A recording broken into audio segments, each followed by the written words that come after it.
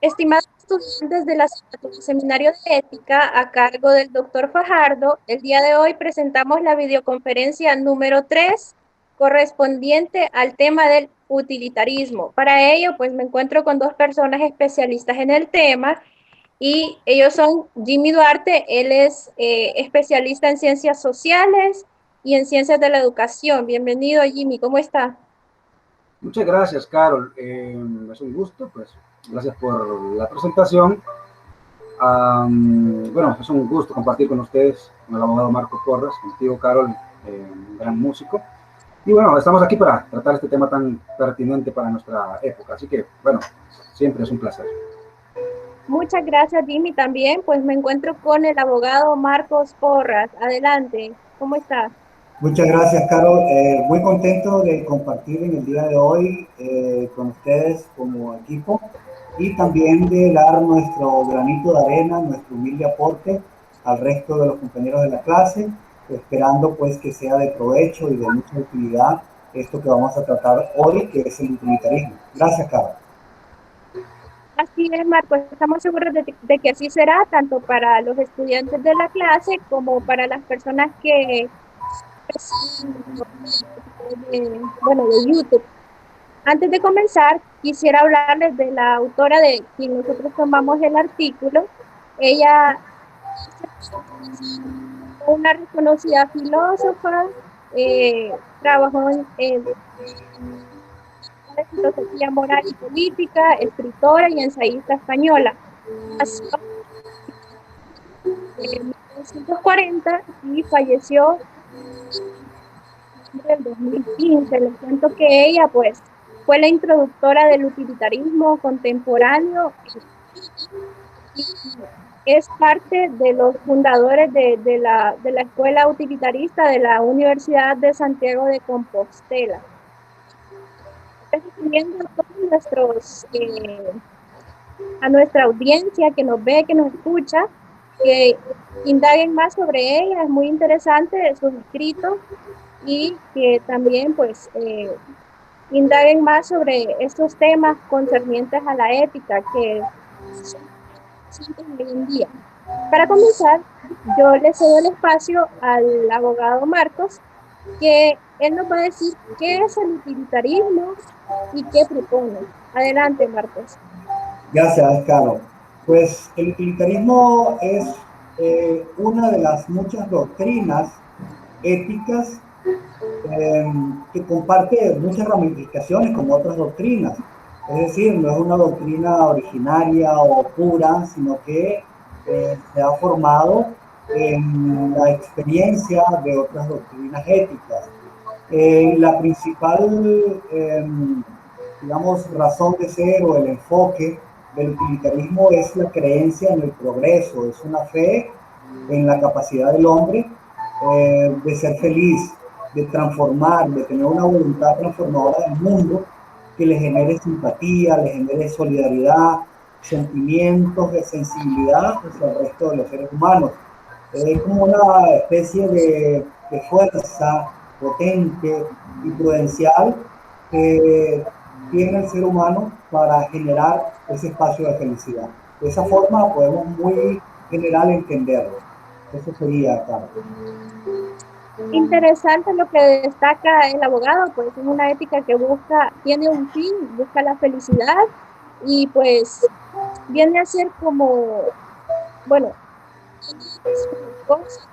tiempos muy antiguos, como desde los estoicos, siguiendo por Santo Tomás de Aquino. Entonces, pues su padre, bueno, sería Jeremy Bentham, él recogió todos estos información y construyó lo que es este sistema, ¿verdad? Pero, bueno, es lo que hoy en día tenemos. Gracias a Jeremy Bentham y John Stuart Mill. Bueno, quisiera que Jimmy nos hablara de las caracterizaciones del utilitarismo. Muchas gracias, Carol, una vez más. Bueno, hay tanto que se puede decir sobre el utilitarismo, pero principalmente voy a mencionar algunas características que son a mi parecer, las más importantes las que describen a esta doctrina. Bueno, en primer lugar, respecto al origen, el origen del utilitarismo es muy remoto, como tú decías, pues podemos encontrar dentro del podemos encontrar pues un origen allá con estoicos, ¿verdad? También el caso de la escuela de Epicuro, ¿verdad? En donde vemos nosotros ciertas ideas que se han recogido en el utilitarismo, ¿verdad? Y algo importante, pues que respecto al origen y la actualidad, el utilitarismo es una de las corrientes filosóficas de la ética que permanece constante, firme, ¿verdad? A lo largo de la historia, en distintas otras corrientes éticas que han ido desapareciendo con el del tiempo.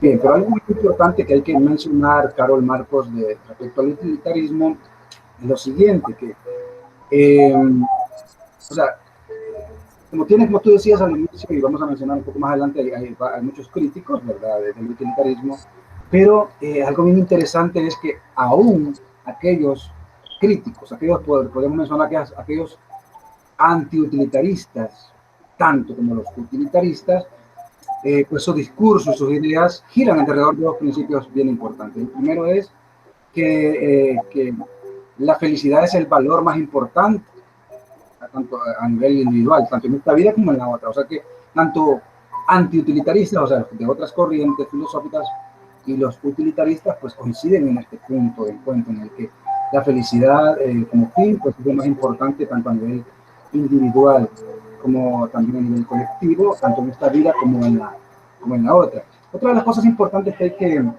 hay que destacar es que un segundo principio en el que coinciden tanto antiutilitaristas como utilitaristas es la utilidad general. Coinciden en la utilidad general, que la ética sirve para una utilidad general, que también se busca el bien común y el bienestar colectivo. Y eso podemos ver desde el pensamiento, por ejemplo, de Cicerón hasta Tomás de Aquino. Por lo menos hasta allí vemos nosotros esa idea del bien colectivo, del bien común. Por ejemplo, podemos ver un poco a Cicerón ahí en sus poemas, por ejemplo, donde él decía, el sabio no tenga. Hablando de los sistemas políticos, él hablaba también de principios en los que se busca el bien común. Una visión así, ahorita, por ejemplo, como de una visión así un poco de repente más teocéntrica, pero tienen esos principios en común. Ahora, otra característica importante del utilitarismo es que resalta mucho la idea del bien supremo. O sea, que lo presentan aquí, bueno, por lo menos este autor español que estamos viendo y otros autores, como Stuart Mill, que tú mencionabas, como Bergman también, la idea del supremo bien, al que aspiramos. Y algo importante que habría que mencionar aquí es que dicen estos autores acá, nuestra autora, que sería como extraño que al analizar otras corrientes de pensamiento, tanto en la modernidad como en la contemporaneidad en la que estamos, sería bien extraño que no se considerara esa idea del bien común. Entonces, es muy importante pues, presentar esa característica. Ya para ir cerrando, otra característica importante del utilitarismo es que la idea de utilidad a veces ha sido muy mal interpretada, y es aquí donde de repente la quieren utilizar los antiutilitaristas para decir que esas ideas de útil y utilidad son así como en un sentido más pragmático, en un sentido así como del sistema en el que estamos, como de mercancías, etcétera, etcétera, etcétera, pero no, definitivamente hay que leer un poco más, hay que profundizar un poco más, entender, por ejemplo, a Stuart Mill para poder tener una mayor comprensión, valga la redundancia, de lo que sería el utilitarismo. Otra clave importante como característica y que ha sido criticada de los utilitaristas es que los términos como claves como utilitarismo o felicidad, que es el bien que se persigue, suelen ser rechazados por otras corrientes éticas, ¿verdad? Pero a todo esto en respuesta, Stuart Mill, en respuesta, por ejemplo, a esta crítica que se le hace, sobre todo en el punto en el que los utilitaristas toman ideas del epicureísmo, recuerden que es una forma así como de hedonismo, en donde se resalta mucho lo que es el placer. Stuart Mill dice que no se trata de rebajar a los seres humanos igualándolos a los cuervos, ¿no? Sino que pues, ha sido mal entendido. Más bien se refiere Stuart Mill a una posición así radical, reformista, inconformista con el sistema. De hecho, vamos a ver nosotros que tanto Mill como Bentham hacen críticas fuertes al sistema político, a la jerga de los juristas y los poderosos que dominan el sistema, y más bien, pues, la idea, como dirá Beckman, perdón, es el empeño por esclarecer la idea de que persigue el utilitarismo es como algo revolucionario.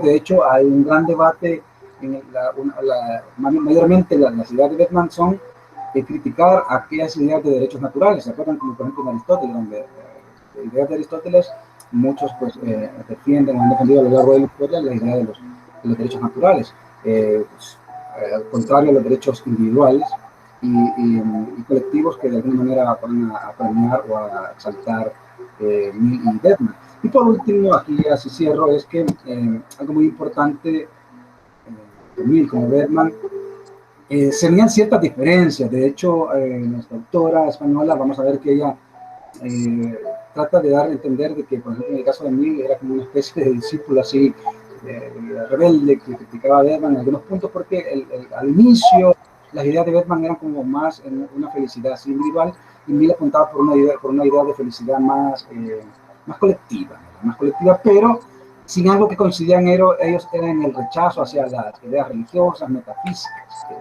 ¿verdad? La idea de que hay dioses que de alguna manera predestinan o determinan el bienestar o la forma de organización de una sociedad, ¿verdad? Ellos apuntan a un progresismo, y de aquí hay que resaltar que las ideas progresistas que vemos hoy en día en un sentido ético pues tienen su origen y beben del pecho de Mill y de Beckman, ¿verdad? Y bueno, sería para otro tema analizar pues todo este tema de la ética progresista en este siglo XXI. Así que bueno, por mi parte por aquí pues serían estas las características más importantes del utilitarismo. Digamos, contigo, Carlos. Me llama mucho la atención lo que mencionabas, que, bueno, viene desde épocas tan antiguas y se ha mantenido vigente, pese a otros sistemas éticos que han sido relegados paulatinamente. Esto me hace pensar de que, pues, ha evolucionado y que a lo mejor han surgido varias corrientes. ¿Será así o no, estimado Marcos? Sí, a mí me parece que en efecto el enfoque hacia el bien es un enfoque duradero, perdurable en el tiempo, y es como una razón de ser que no termina. Y pues lo vemos, como lo decía el compañero Jimmy, desde la antigüedad, eh, que esa corriente de pensar en el bien es la que ha perdurado. Y obvio, cuando hablamos de bien, estamos siempre confrontados con eh, la otra cara de la moneda, que es el mal, pero que en fin de cuentas ese actuar virtuoso que decía Sócrates y Aristóteles en su inicio y que después se fue desarrollando en los escolásticos, Aquino eh, y otros, se mantiene y llega hasta la actualidad, como lo expresas, Carol, porque justamente pretende la felicidad del humano. Y es obvio que va a proyectarse y va a continuar. Eso sería mi opinión. Estimado Marcos, dentro de estas corrientes, ¿cuáles son bueno, dentro de los tipos de utilitarismo, cuáles son los que nos podría abordar el día de hoy? Bien, al ser una corriente, vamos a decir que multifactorial, que considera muchos elementos para su sustento, hay muchos tipos de utilitarismo, pero en este caso, específicamente Esperanza Guizán, nos habla de 5 tipos, donde ella ha creído que está la esencia del utilitarismo como tal. Estos 5 tipos no son específicamente deterministas, sino que son la compilación o la recolección de varios elementos. El primero de ellos es el utilitarismo del acto y el utilitarismo de la regla. O sea, ya ahí tenemos 2 en 1, pero ella lo ha catalogado como 1. El del acto es el que toma en cuenta las consecuencias concretas, directas de la bondad o de la maldad de la acción que se está realizando. Es decir, a cualquier actuación va a tener como resultado una consecuencia. Entonces, ese sería el utilitarismo del acto. Y el utilitarismo de la regla va a considerar lo que ya la experiencia histórica determina como una consecuencia habitual. Por decir un ejemplo, si bajas apresurado por unas gradas, la consecuencia habitual es que te puedas caer. Entonces ya se sabe que eso puede ocurrir, entonces ten cuidado al hacerlo porque te vas a golpear. Entonces, esa regla ya establece un resultado. Esa sería la primera aproximación. Y la autora hace una mezcla de ambos utilitarismos, refiriendo principalmente a Stuart Mill, cuando él dice, bueno, no se puede tener una rigidez en un utilitarismo del acto o un utilitarismo de la regla, sino que va a haber una combinación. Y él dice que en la práctica humana, en la realidad, eso es lo que ocurre. Y pone el ejemplo de las enfermedades o de la prisión. Él dice que una persona que ya está en una enfermedad terminal, el utilitarismo coadyuvaría a manejar una información en la cual no haga más tortuosa o más gravosa su situación. Incluso utiliza la expresión las mentiras piadosas para pues no hacerle tan dura esa etapa final de su vida.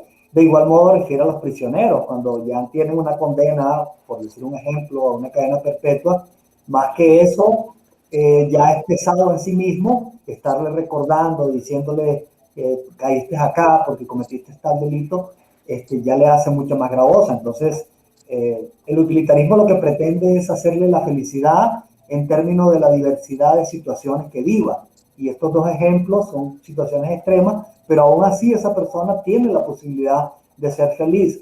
¿Cómo? Bueno, asumiendo su condición, adaptándose a las circunstancias y tratando de vivir una vida que no sea tan tortuosa. Ese sería el primer tipo de utilitarismo.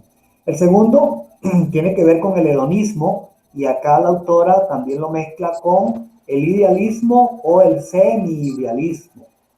Ella refiere que el hedonista pues hace una diferenciación en los placeres básicos, pero a la vez cuando se define el placer como una sensación humana, tanto los placeres básicos como los placeres altruistas siguen siendo placeres.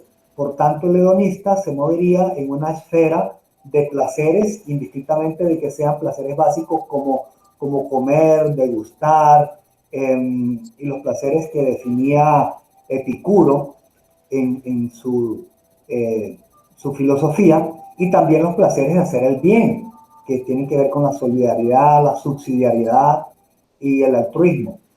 Destaca también los placeres semi-idealistas, y acá ella toma como referencia a Moore, que establecen bienestar posible sin que exista placer. Es decir, él va hacia el bienestar entendido como la generalidad de sentirse bien y no necesariamente el placer físico o del cuerpo. Y luego destaca en ese placer tres niveles. Uno superior, que sería la maximización de las reflexiones, de las condiciones, los criterios de felicidad, es decir, los conceptos que te llevan a ser feliz. Uno simple o intermedio, que es fundamentado principalmente en la felicidad, en la búsqueda del placer para sí mismo y para los demás. O sea, ya no se encierra en el humano como tal, sino que se expande hacia el resto de las personas. Y el nivel más bajo, que es obviamente el individual, que es educarse para obtener un placer más personal. Y este segundo nivel después habla también del utilitarismo idealista, que él destaca, la autora, que pudiera ser un poco peligroso en cuanto a que puede sustituir la felicidad. que puede ser la suma de supuestos bienes o supuestos placeres, pero que habría que tener mucho cuidado en no enfocarse en ese idealismo utilitarista, porque puede ser peligroso. Hay una tercera división que hace Esperanza Guizán, que tiene que ver con el utilitarismo cuantitativo y el cualitativo. Y allí lo que refiere es que, por ejemplo, Stuart Mill hace una cita textual donde dice que es mejor ser un humano insatisfecho que un cerdo satisfecho. Y también refiere a que es mejor ser Sócrates insatisfecho que un necio insatisfecho. Él pone esa paradoja de contradicción para establecer la esfera cuántica del utilitarismo. Y también Bentham, en su aproximación al utilitarismo, dice que, bueno, que sería posible más bien preferir a un Sócrates insatisfecho que incitaría siempre a las reformas sociales que a alguien satisfecho que se ponga, como decimos comúnmente, a dormir en sus laureles, que no se ocupe de más nada sino de su satisfacción. Entonces allí prácticamente está destacando el cuantitativo y el cualitativo, que es la tercera clasificación. Hay una cuarta que es el utilitarismo de la preferencia, y este básicamente lo que trata es de destacar que quien ejerza el utilitarismo no cometa excesos, y refiere James Griffin en una de sus obras que básicamente cuando alguna persona en la función gobierno destaca el utilitarismo de preferencia, puede desviarse en sus objetivos, creer que sus preferencias o sus inclinaciones personales van por encima del bien colectivo y desvía la atención del utilitarismo. El último y quinto clasificación que hace Esperanza Guizán es el utilitarismo ampliado y que toma como base los derechos prima facie. Aquí destaco que este utilitarismo ampliado es la base de los derechos humanos que se ha ido ampliando y que en la actualidad van por derechos de sexta generación, partiendo de los más básicos como la vida hasta los últimos que son el derecho al internet como un derecho humano. Acá Esperanza Guizán destaca la labor o el aporte de Martín Diego Farrell, que es un filósofo argentino, que él básicamente lo que trata de distinguir es cuándo puede destacar un derecho o cuándo puede destacar una felicidad propiamente dicha. Entonces él lo que destaca es que cuando el derecho, sin atropellar a la humanidad, es dado para la protección justamente de la humanidad, debe prevalecer. Pero cuando ocurre lo contrario, de que el derecho está ocasionando mucho más mal de lo que podría generar su aplicación, entonces es preferible irse por el utilitarismo de la prima facie. Esto lo que resume es que ese debatir permanente entre ambas corrientes de si el derecho o el utilitarismo es lo que se debe aplicar, no es tan tajante, sino que se va a adaptar a las circunstancias de cada situación que se analice. Hasta aquí lo dejo, estimada Caro, para que continúes pues, con la exposición. Muchas gracias, compañeros.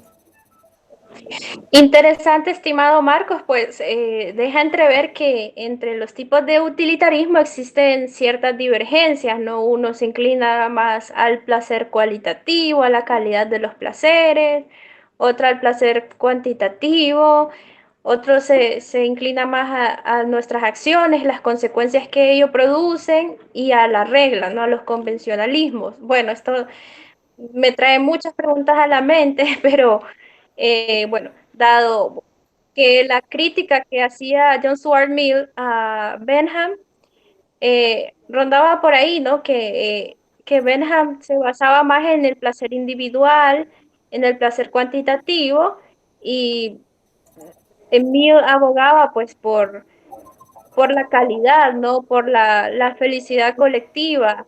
De hecho, pues él luchó por los derechos de las personas, por la igualdad entre hombre y mujer, la educación pública, entre otras cosas. Bueno, la pregunta que se me ocurre es entonces, ¿cómo se define la felicidad a gran escala dentro de la perspectiva utilitarista? Estimado Jimmy, tiene la palabra. Gracias, Carol. Bueno, no un concepto así estrictamente, pero cuando nosotros en la lectura de Bethlehem como Stuart Mill, prácticamente la felicidad es entendida desde el utilitarismo como aquello que provoca el mayor beneficio para el mayor número de personas. Entonces aquí es donde vemos nosotros que hay una crítica de parte de unos grupos sociales, porque bueno, si la felicidad consiste en la mayor cantidad o mayor número, mayor porcentaje de beneficios para el mayor número de personas, pues ahí hay un grupo, una minoría que queda insatisfecha, ¿verdad?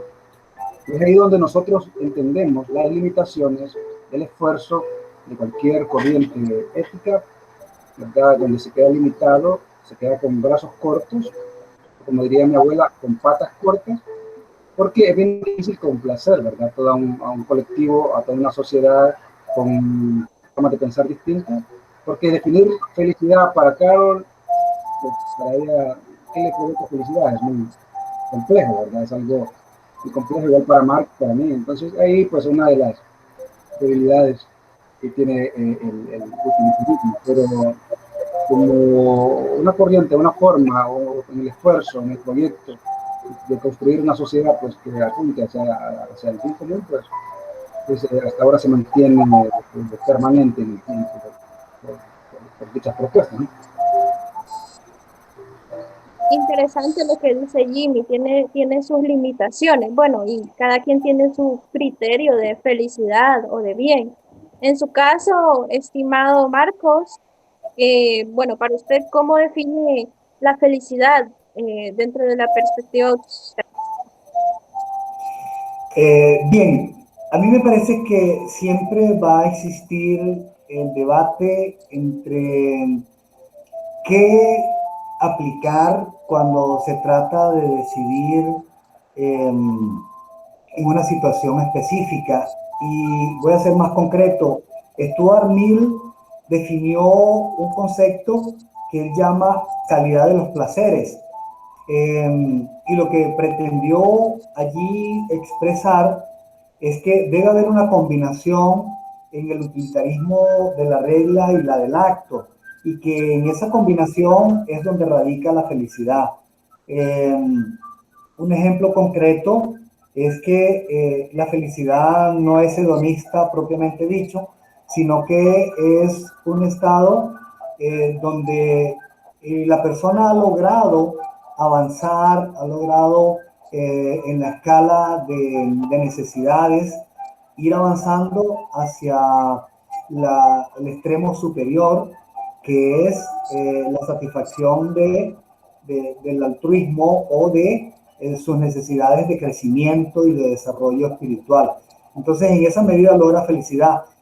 Lo que trata de destacar de esto es que posiblemente pueda ser feliz poseer un aparato celular, pero también puede ser feliz no poseerlo por la situación que eso implica en cuanto a su costo.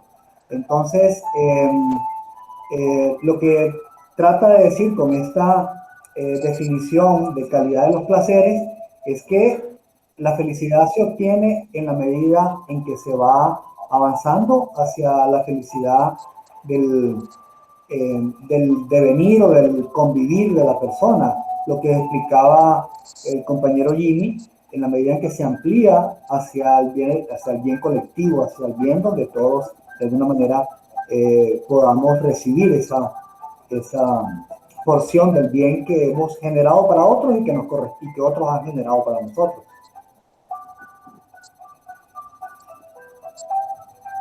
En otras palabras, no se trata de aspirar a los placeres más bajos ni confundirlo con lo netamente material, sino aspirar a los bienes más valiosos, como la justicia, la felicidad, etc. Bueno, Me hace pensar en otra pregunta, pues en cuanto al utilitarismo de la regla y el utilitarismo del acto, pues hay quienes proponen optar por el utilitarismo del acto por no caer en el culto a la regla, por decirlo así. Y hay otros que proponen el utilitarismo de la regla o un utilitarismo pues extendido, ¿no? Siempre actuar conforme a las convenciones. Para ambos, la pregunta, a criterio de ustedes, ¿qué posición debemos tomar como individuos y como sociedad en cuanto a estas perspectivas? ¿En cuáles debemos movernos? ¿Hacia una, hacia la otra, entre ambas? Estimado Marcos. Bien, en lo personal yo me decanto hacia el utilitarismo del acto, porque si bien es cierto, no es apegado a una regla como tal, sino que va de acuerdo a las circunstancias. Ya ponía el ejemplo de los enfermos terminales o de los prisioneros.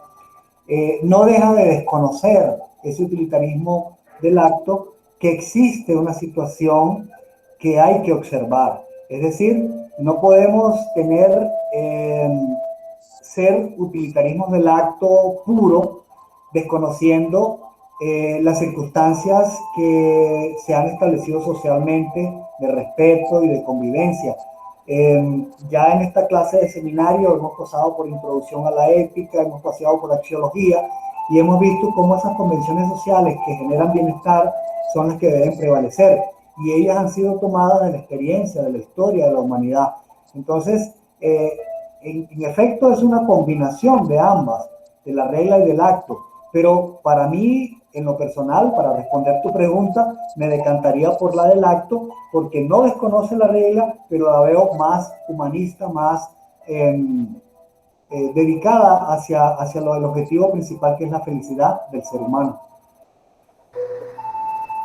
Claro, ¿no? Como dicen, toda acción tiene sus consecuencias. Bueno, en su caso, estimado Jimmy, ¿por qué Es, ámbito cuál se es inclinaría usted? complejo, es complejo porque, Sí, bueno, llevándolo al plano de la actualidad, es como lo que vemos hoy en día es qué prevalece más, el derecho o el deber, ¿verdad? Por dar un ejemplo concreto, mis actos o los deberes que yo tengo o el derecho que yo tengo, y vemos nosotros las sociedades ahorita, en la actualidad, muchos grupos buscando derecho, pero ¿qué pasa con el deber? Entonces, es bien complejo, Carlos, porque para poder dar una respuesta concreta, deberíamos de pensar bueno, que si, en mi caso diría yo, va, si existiera una regla, es sinónimo de una ley eh, buena en el sentido estético de la palabra, yo optaría más por la regla, honestamente, porque los actos son como más subjetivos, pero por otro lado alguien me dirá, bueno, pero si las reglas son malas, son una construcción de X o Y sociedad, y ahí se da mucho para el relativismo, o sea, es difícil.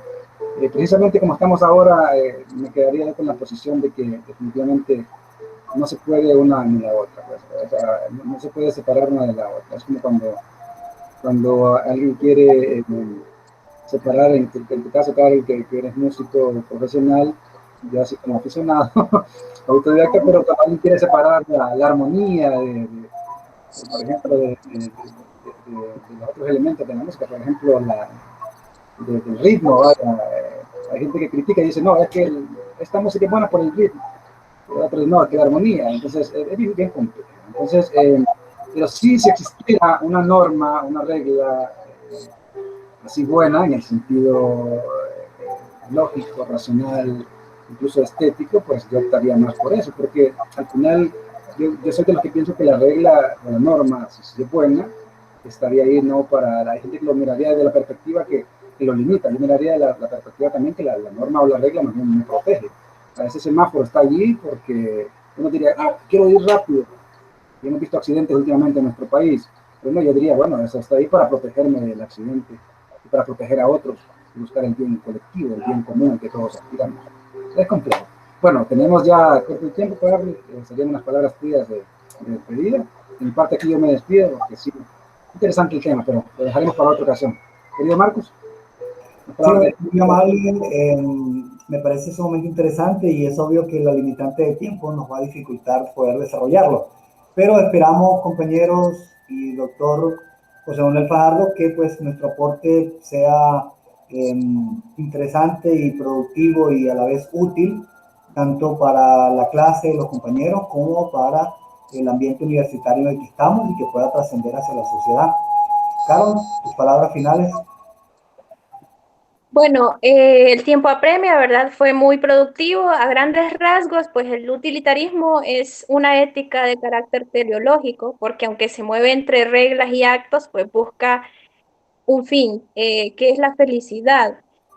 Bueno, esto es lo que a grandes rasgos podemos comprender. Les invito a que sigamos indagando sobre este tema, pues quedaron cosas pendientes, pero pues el tiempo es un factor condicionante. Por mi parte es todo. Saludos a que estén bien y feliz tarde, noche, día para ustedes.